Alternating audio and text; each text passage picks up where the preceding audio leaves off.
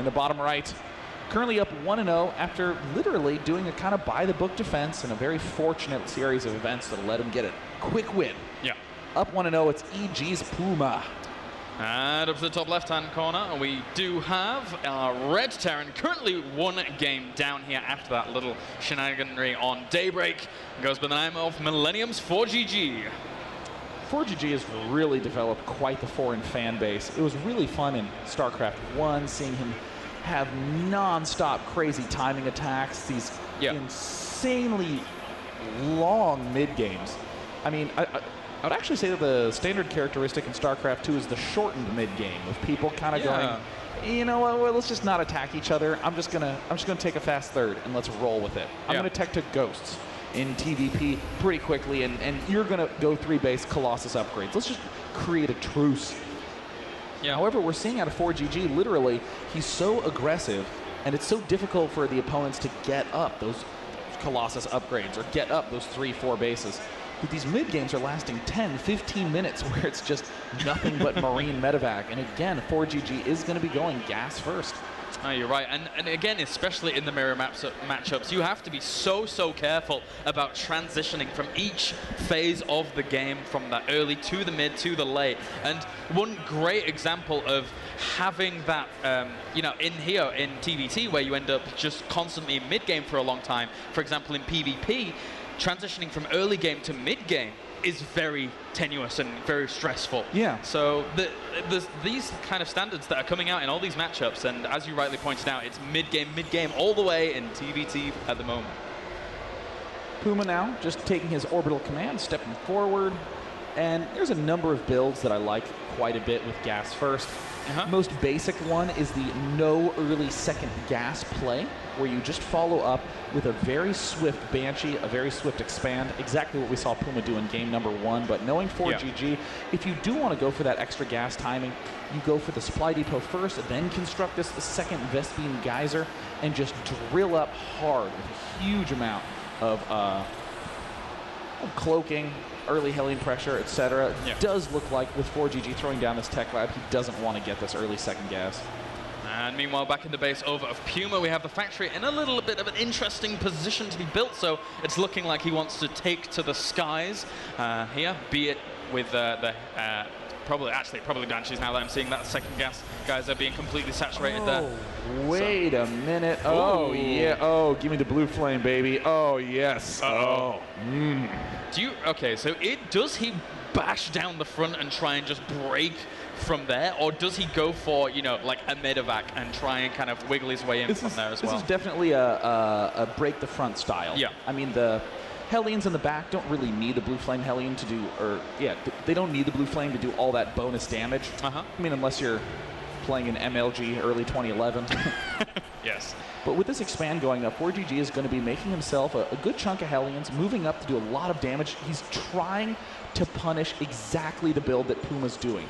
PuMa is going for a fast Banshee with Cloak, and he's going to be relying on Marine Hellion to do some sort of defense at the start. But with Blue Flame Hellions, he's going to be crushing it down. ForGG is delaying the starport. He is going to be forced to go Viking as a follow-up, and I freaking love this play.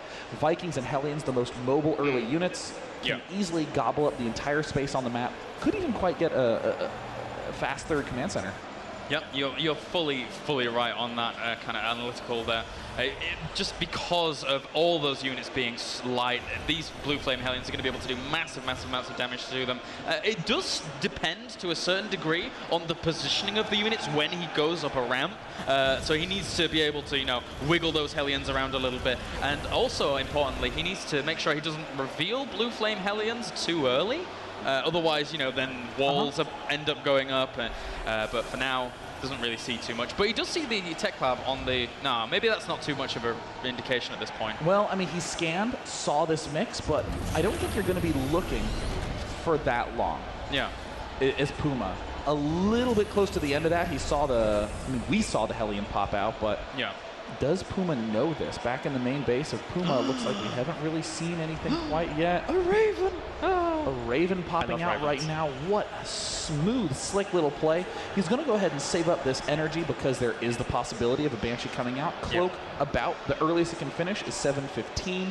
but 730 generally tends to be the more comfortable benchmark. So everything for ForGG is coming out right on time. This is a huge space control play from ForGG. I just love the Raven incorporation. If he, for example, was able to shut down the Banshee with Cloak with, you know, Raven Viking, and then uses the Raven in a frontal assault with this, then he can actually use the auto turret to change the you know, initial targeting of those units. Oh no! Oh, PuMa is just gonna die so quickly. He runs up the front. These get roasted immediately, and all these Marines going, wait a minute, wait a minute, wait a minute, pull back, pull back, pull back. Banshees from PuMa now starting to advance along this left side. The Marines getting toasted completely here by ForGG. And right now, how many units does PuMa have to be able to deal with this? 2 Marines, 1 Banshee, which is still up on the top of the map, isn't it? Or what? Banshee got picked off in the main, actually, while ForGG was roasting the front.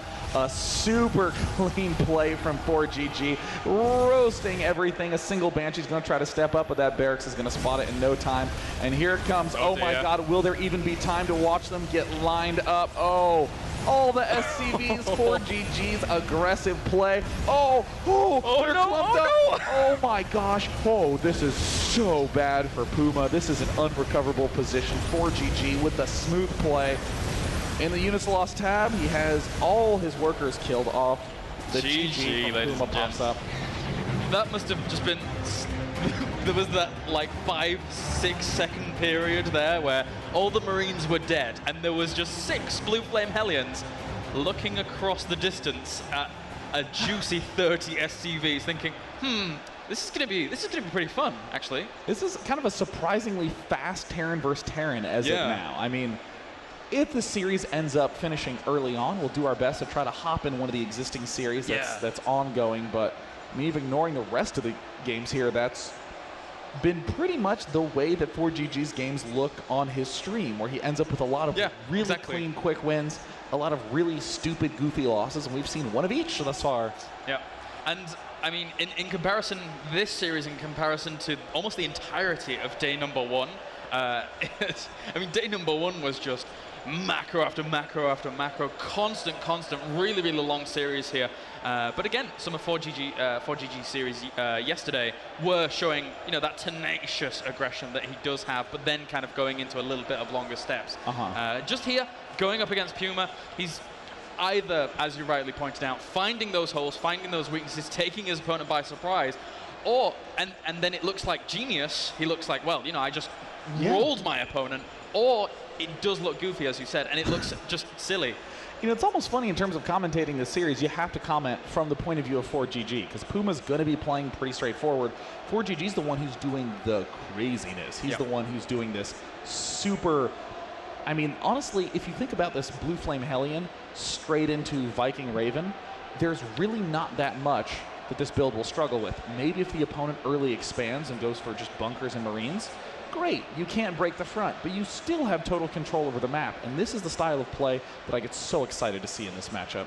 Yeah, it is very, very cool. And, you know, it creates for, you know, very, very high tension early on games. So it's just hiding these little bits of tech, you know that your opponent, he has Blue Flame, but he doesn't for the longest time. It can always do massive amounts of damage if it's able to find that one small weakness in your opponent's armor.